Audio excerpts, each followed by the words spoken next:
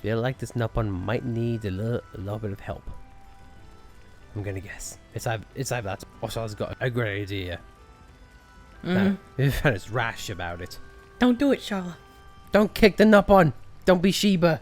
Anyway, hey everyone, welcome back to Xenoblade Chronicles. In the last episode, we dealt with Ricky's side quest and got him a skill tree. Here's Cow with his skill tree, in which we forgot to put out in the last episode that it increases his block rate.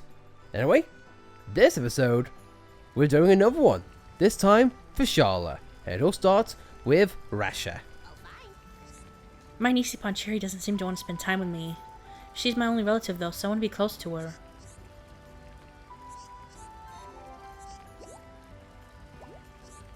Cherry's mom Pon, my sister Pon, is no longer with us. I feel like I should be a mama Pon to Cherry because of that. Why don't you get a present? Maybe something she likes. A present? What should I give her? I tried to give her a ring and some flowers before. She won't accept them though. Is there something that she needs?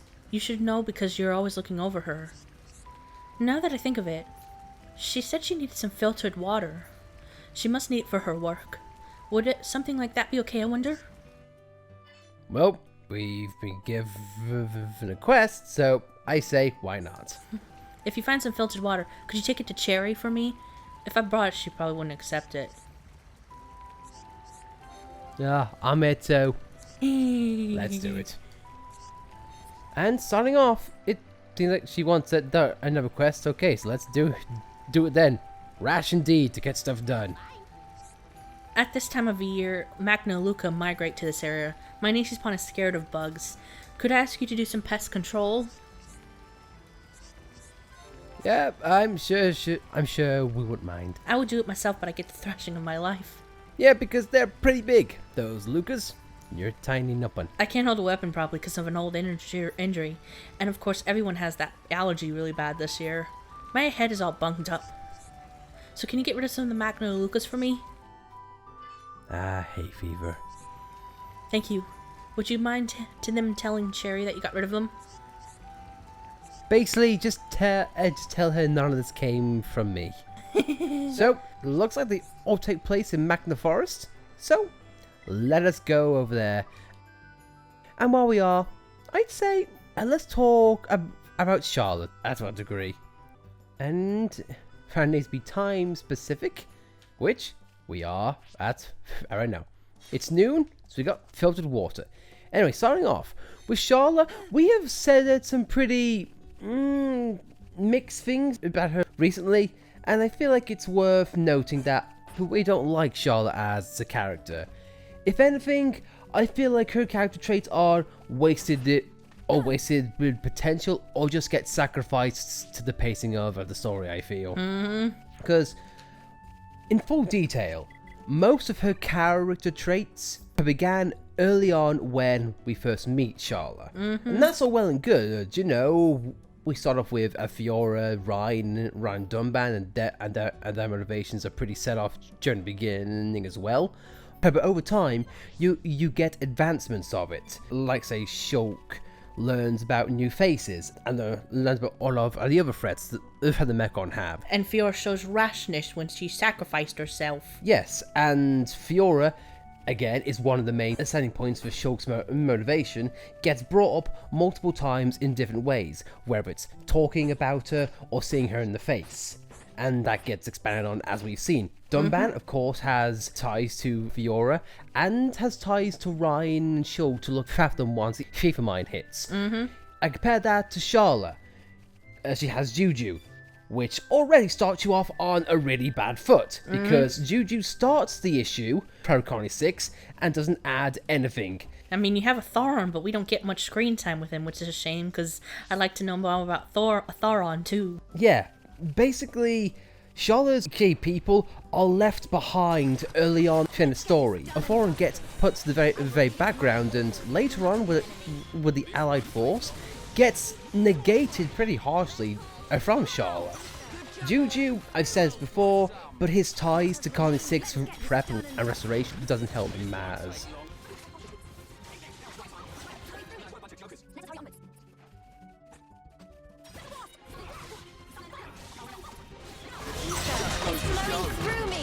It's better than brains.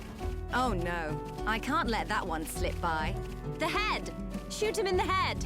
What? What did I say? And, you know, like that.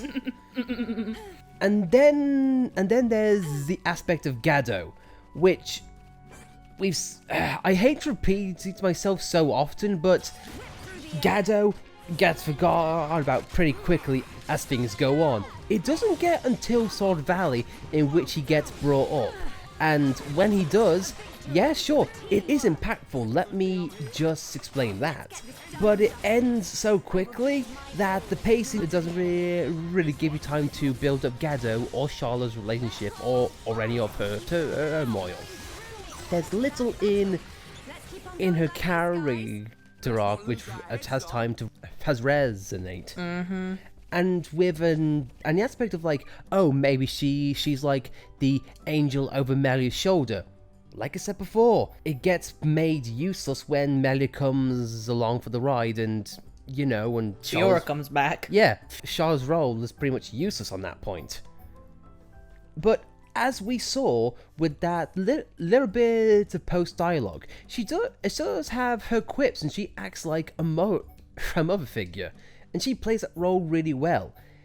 It's just I feel like there's not enough attention to that aspect of her, but Mon have tried to make her in the same vein as like Shulk or Dunban, having a loss of someone close and then trying to, oh no, build her up from that. And Sharla doesn't really contribute much in the cutscenes either. I mean, her biggest role was recently when we were fighting Gadol.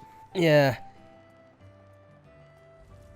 To cut a long story short, the way Sharla is presented in this plot, it's like they don't know what they want only to write her as. Did they want her to put her as a mother figure in which she, you know, cares for everyone and, you know, watches each other's back, and if someone gets hurt, she's there?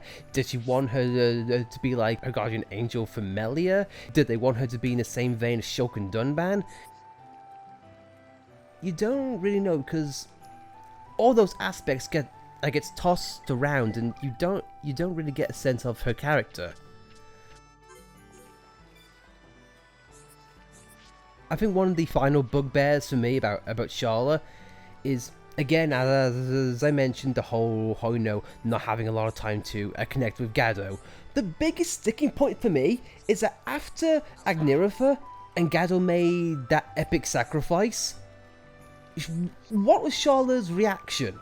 Of course she was sad, but for almost like a minute later, the whole plan of like, we gotta take out Egil, you know, we gotta go Mechonis capital, we have to do it for Gado. And Sharla's reaction was a simple, here. Yeah. Almost like tossed to the side, it's like, oh yeah, sure, I've moved on from Gado now, it's all about taking down Egil. No pacing of like emotional damage or anything like that, it's just, I'm not expecting her to be, you know, mulling over Gado for like the rest of the game, but something. Yeah, because like when Fiora died, there was like a brief time where Shulk was down and he had talked with Dunban and whatnot, and there was even it was even brought up again in the marsh when Shulk was thinking about Fiora and Dixon cheered him up.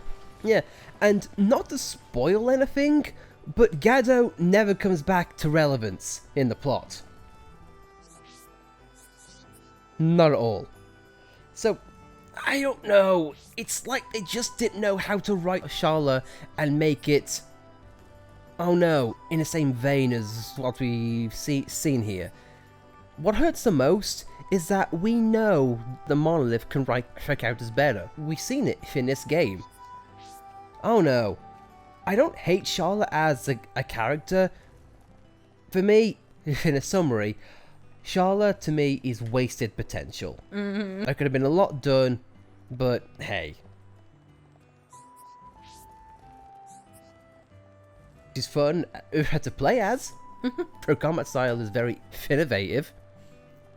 But, yeah, apart from that, I don't hate Sharla. I'm just disappointed. I don't know if that sounds better or more damning.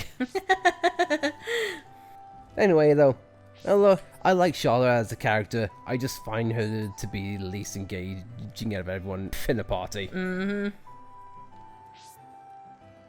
I do have gripes about other characters though. Oh boy, now I'm getting in, I will get into one of the biggest bugbears soon, I promise. Soon as I get right down this slope, but I can't because Sharla can't jump 2 feet. Sharla, I'm trying to give you... Sharla. I don't mean to be a bugbear, but would you please just jump?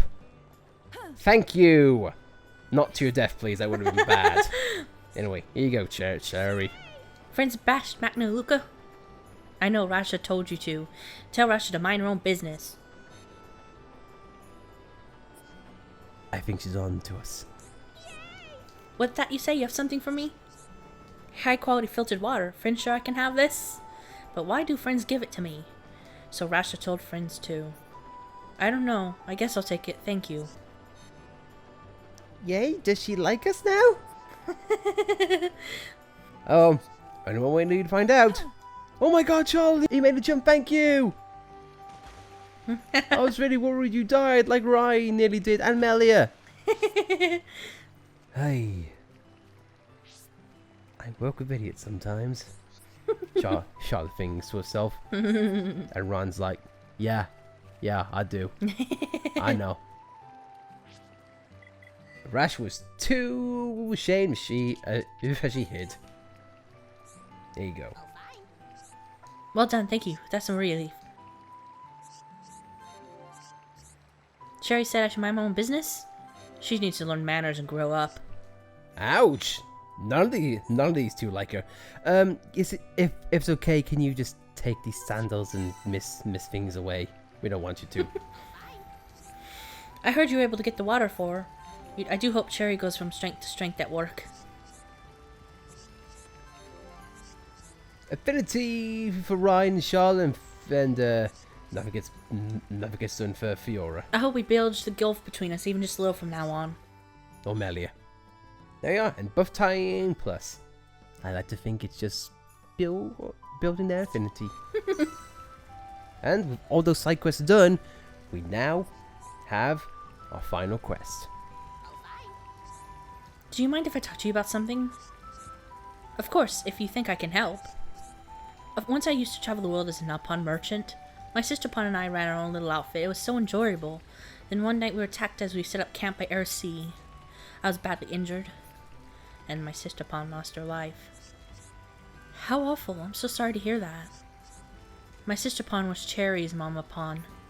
Since then, I've been taking care of Cherry. But since she blames me for her Mama Pon's death. Time is supposed to be a great healer.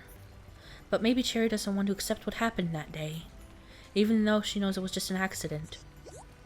I know better than anyone that it's hard to accept these things. Perhaps you're right, but still, I wish it'd been me who died that day, and not my sister Pon. You can't think like that, Rasha. But maybe, yes, here's an idea. Tell me, do you know what kind of monster attacked you? It was near the ether crystal deposit at RC. It's probably still there even now. Maybe we can get rid of it. I know that wouldn't change anything between you and Cherry, but you and Cherry need to find some way of getting over this. Her stubbornness has to stop sometime. If you could beat that monster, it'd be a great help. And take care. And we will. You can count on us. We'll get it done. Yeah, we will. I like you. I'm here too. Plays. Include me in something. I don't know what's going on, mate, but I'm all for it. So yeah, it seems like we have death is kind of a bonding point in this game. Whether it's someone being dead or someone who's going to be dead. But I guess the future can be a great time for bonding. In case you weren't sure, Showdown Cliff is your way to go. It's ether crystal deposit one. This one? Behind the lighthouse. Ether crystal deposit down there. I know.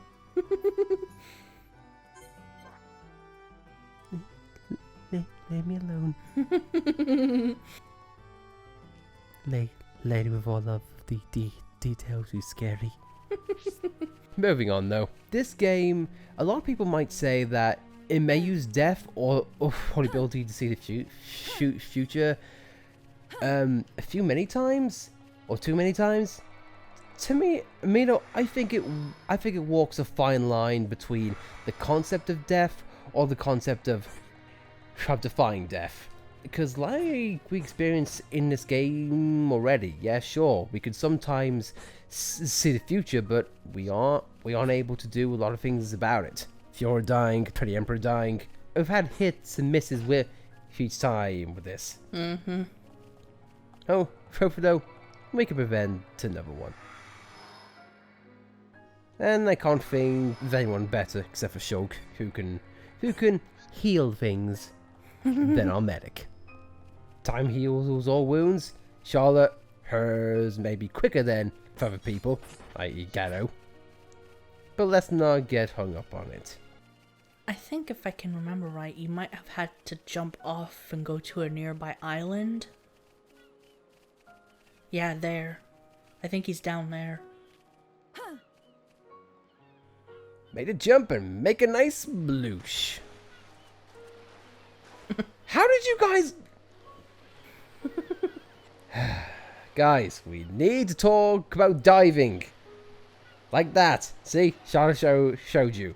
Dive for grace for the love of God. And we have Archer Hodes, and I'll be honest, I thought some of these flowers were a different type of enemy. But I'm not gonna go into my detail. Here we have Eeks and Hodes. You're looking for a pillager hold, but I'm not seeing one. Well, let's thin out the ranks. Just to be a braze. That was fun and good, but that wasn't our main target. This is the guy you need. I would say his biggest threat is all of the guys behind him, but as you could pretty much see, if you do take out the guys behind him, because let's be fair, you have a wide berth, so you could just easily just sneak up behind him like we did and take out all the enemies that way. Leaving here with 0 friends. And he doesn't even have an aggressive eye by his name. No, like, I mean, his icon is literally a gang mentality. But if you take out his friends, got nothing. I mean, Sharla can literally pull figure it now and shoot him in the head. But let's shoot him in the back of the head. He is unfortunately resistant to initial breaks, but apart from that, no, there's really not much to say. The pillager hold, he is whacking melee with the stick and missing somehow. I really wish I could say more, but that's limited. Charles ducking for cover for some reason. Not sure why, but hey. Now we have a cloth shred. If you want to just take a moment and look at the item description here. Remnant of some Nopon clothing. Think we can easily say what that's from. Nopon, no. Doesn't use Nopon death a lot. That I can appreciate. In sort of ways. When even mascots aren't safe. That's when you can get away with tugging the heartstrings a little bit. With the hold gone, everything's all good. Yeah, Russia.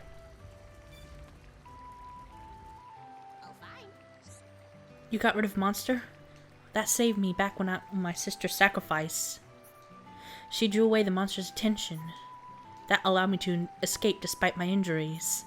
But Cherry still feels I abandoned my sister pawn that day. Can I make one final request? It's about a piece of cloth that belonged to my sister pawn. Can you give it to Cherry for me? I think we will. When you get more context like that, I don't know. it's not that really big of a deal. But when those types of lines just drop like that, oh no. I won't lie, it tugs at my heartstrings a little bit. Nopon sacrificing herself to save family. Let's face it, early on during the game, Dunban experienced the exact same thing.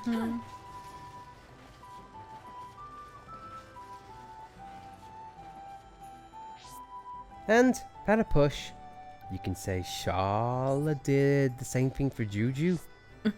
Albeit, I don't think Dunban slapped Fiora at the end of it all. But you get what I mean. You know, Cherry, I think she wanted you to have this. This is for you. Piece of old cloth, what I want with this? You don't recognize it? This pattern, I've seen it somewhere before. It's from my beloved Mama Pon's clothing. Where did friends get this? We avenged your mother's death. So my Auntie Pon Rasha still regrets what happened. Actually, I already knew that. I knew it was not Auntie Pon's fault. It was fault of Monster. I will never forget beloved Mama Pon.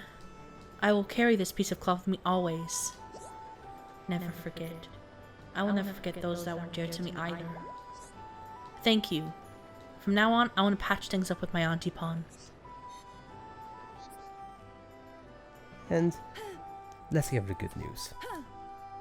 It's always satisfying whenever we see family resolve themselves by Sharla dying! Oh, come on! I've criticized Ryan and Melly about proper diving etiquette, and now I'm the one who messes up. Oh, God! Clipped the edge. Well, that's a way to end if I've ever seen a great way to end. We were literally feet away from the ending, and then that happened. Before you go. We delivered it to her. I see. How is she? She said she doesn't blame you. She knows it was the monster. From now on, she wants to patch things up with you. Me and Sherry patch things up? I do hope I could be like a good Mama Pon to her. You're all she's got, and she's all you've got, right? That's right. I've always wallowed in self-pity about my sister Pon's death. Now I want to put that energy into connecting with Cherry. If you could continue to believe in each other, then it'll turn out fine. I've always believed things will turn out okay. Maybe I was even relying on that idea a bit too much. Thank you so much, my friends. I'll do my best.